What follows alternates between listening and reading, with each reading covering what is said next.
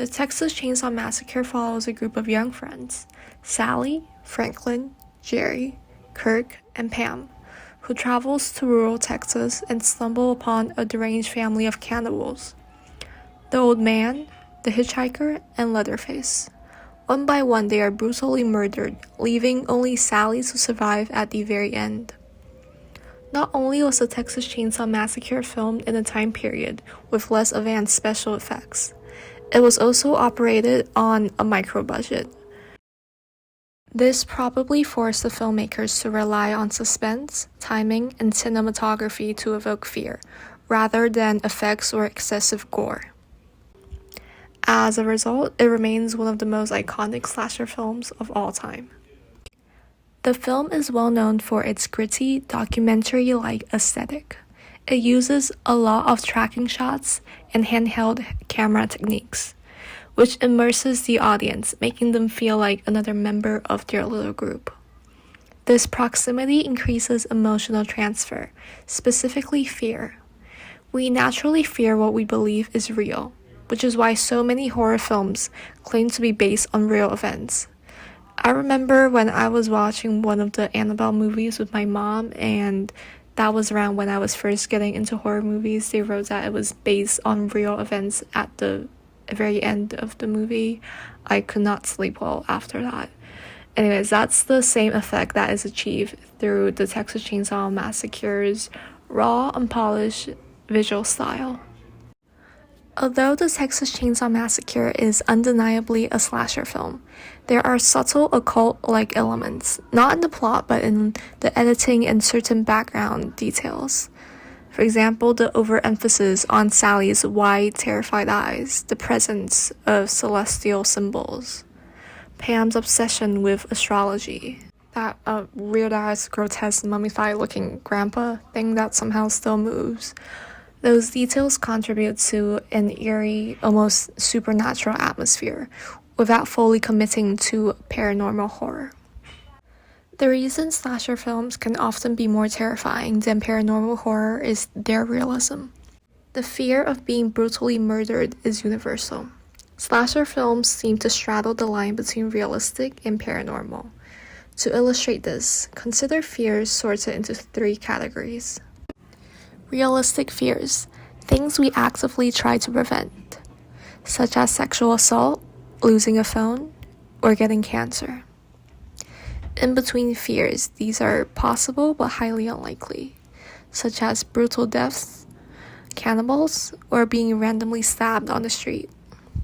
Paranormal fears, things like being possessed, ghosts, or haunted dolls. In the scene where Sally runs to the gas station for help, the old man has every opportunity to sexually assault her. However, the Texas Chainsaw Massacre avoids this.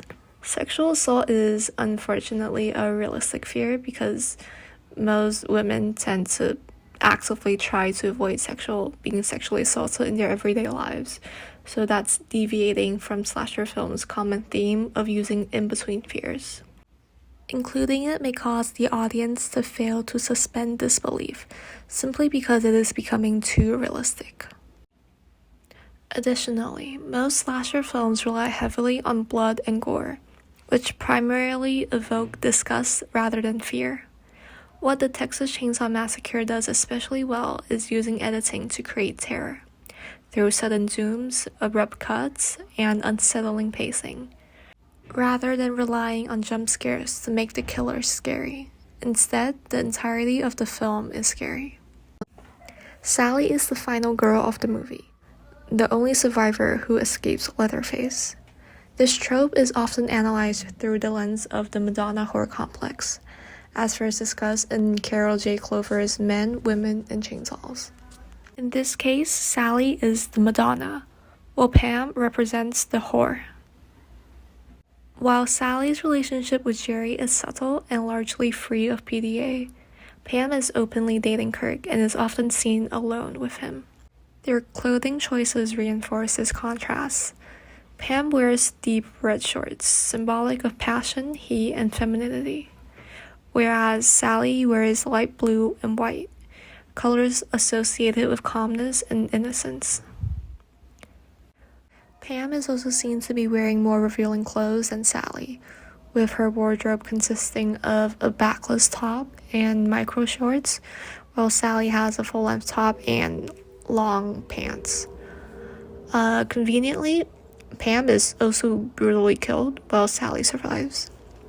It's also worth noting to say that Pam's death is far more drawn out than the rest of the men. Kirk and Jerry are killed almost instantly with a sledgehammer, while Franklin is sawed to death. But Pam is first impaled on a meat hook and then left to suffer before being locked in an ice cellar, dying slowly. The film's perspective also shifts midway through. Initially, Franklin seems to be the main character of the film.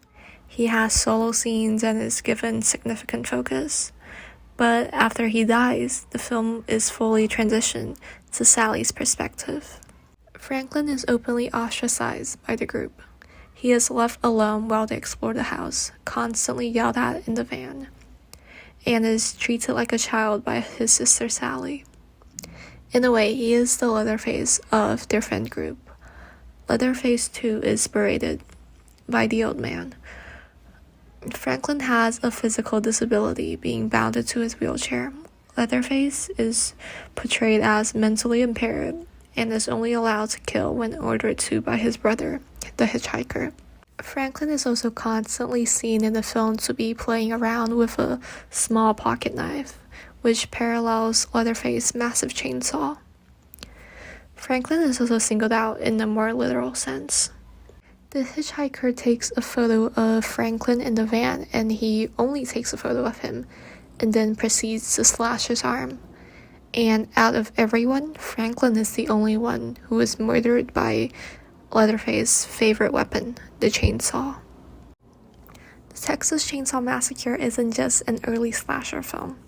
It's a film that skillfully uses cinematography, editing, and subtext to create horror, without relying on excessive gore or predictable jump scares.